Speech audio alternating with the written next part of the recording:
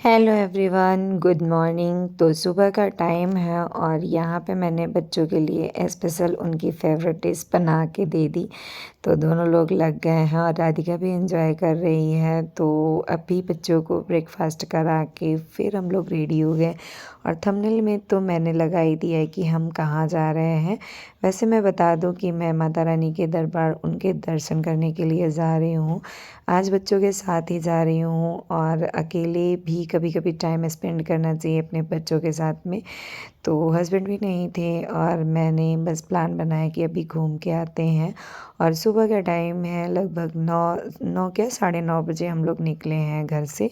तो अभी हम लोग मतलब ब्रिज पर थे और हमारे रूम से ना बहुत ज़्यादा दूर नहीं है मंदिर। ये हमारे जहाँ पे हम रहते हैं वहाँ से 3 4 किलोमीटर ही पड़ता है। तो ये देखिए हम लोग मंदिर की जस्ट सामने वाली रोड पे हैं और वो सामने मंदिर दिख रहा है माता रानी का। और फिर हमने बस माता रानी के गेट के सामने ही अब मतलब रुके और फिर यहाँ पे ले आके ली। हमने प्रसाद लिया। और मेन गेट होता है ये, तो यहाँ से एंट्री की जाती है माता रानी के दरबार के लिए। और बहुत ही बड़ा सा मतलब स्पेस है, बहुत सारे लोग भीड़ भाड़ कुछ भी हो तो लेकिन फिर भी अरेंज हो जाता है क्योंकि जगह बहुत अच्छी है। और ये अलोप शंकरी माता रानी का मंदिर है। तो यहाँ पे ना जो मंदिर के अंदर जाते हैं वहाँ पे हम लोग एंट्री किए और वहाँ से दर्शन कर रहे हैं। तो बेटू ने घंटा बजाया और ये हम लोग पहुँच गए माता रानी के दरबार में। बोलो शेरोवाली मैया की जय। तो ये रही अलोप शंकरी माता रानी। और जो हमारे प्रयागराज में होंगी ऐसे हैं उनको इनके बारे में पता ही होगा, तो उसके लिए मुझे बताने की ज़रूरत नहीं है। लेकिन जो बाहर से हैं उनको मैं बता दूं कि इस मंदिर की बहुत ही मान्यता है। और ये स्पेशली मतलब मन्नत के लिए तो बहुत ही स्पेशल मंदिर है। और यहाँ पे ना मैं पूरे 9 माता की मूर्ति बनाई हुई है बगल में ही, जस्ट मंदिर से निकलो लोभ शंकरी से तो पूरी शैलपुत्री माता से लेके सिद्धिदात्री माता तक की मूर्ति हैं। तो बारी बारी से हमने सबको प्रसाद चढ़ाया और आशीर्वाद लिया, माता रानी के सामने सर झुकाया, प्रणाम करते हुए हम लोग यहाँ आ गए। और यहाँ पे बैठे थे पंडित जी, तो उन्होंने मतलब बता रहे थे कि यहाँ पे नौकरी और शादी के लिए भी बहुत मान्यता होती है। जो यहाँ पे गांठ लगाते हैं उनकी मन्नत ज़रूर पूरी होती है। तो फिर हम लोग भी यहाँ से प्रसाद लिए और अभी नेक्स्ट मंदिर में चलते हैं। तो यहाँ पे ये देखिए जालपा माता देवी का मंदिर है।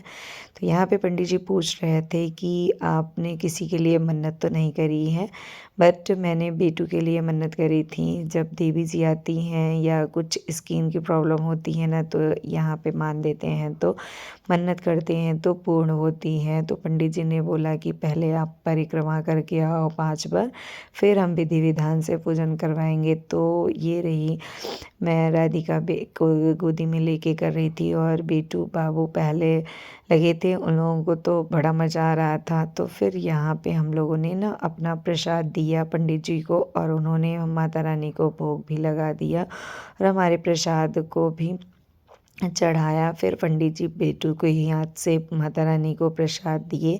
और ये जल माता रानी का ना पहली बार हमें मिला है और पंडित जी ने इसकी महिमा बताई है कि इस जल का बहुत ही प्रभावशाली है। अगर किसी को किसी बड़ी बीमारी में दिक्कत हो गई है तो ये जल पिला देने मात्र से वो बंदा ठीक हो जाता है, ऐसा पंडित जी ने बोला।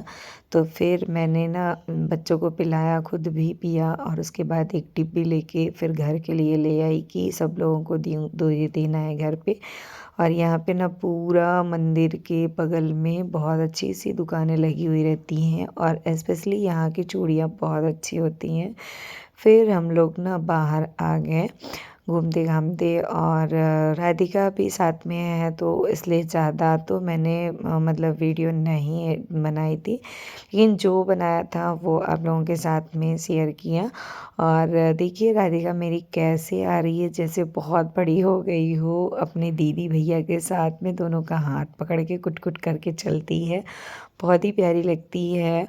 और इसको भी बड़ा एंजॉय लग रहा था कि मैं बाहर फर्स्ट टाइम ऐसे चल रही हूँ। चलने तो ये बहुत पहले से लगी है, बट हम लोग इसको बाहर अभी ऐसे चलने नहीं देते हैं। और ये माता रानी के मेन गेट पे ना दोनों तरफ बड़े-बड़े शेर का पहरा बना हुआ है, जो कि बहुत ही अलौकिक लगता है। फिर ना बच्चों को बहुत ज़ोरों से भूख लगी थी, तो मंदिर के जस्ट सामने वाले होटल में ही हम लोग गए। वहाँ का छोला भटूरा बहुत ही यम्मी था और काफ़ी टेस्टी था, तो बच्चों को खा के मज़ा भी आ गया। मैंने भी कुछ खाया पिया नहीं था, तो मुझे भी भूख लगी थी। तो फिर खा पी के हम लोग घर के लिए निकल चुके और बच्चों के फ़ेवरेट की चीज़ें जब मिल जाती है ना, तो उनकी खुशी का अंदाज़ा ही नहीं रहता है। और बस कुछ बोल रहा था बाबू, तो मैं उससे बातें कर रही थी और फटाफट से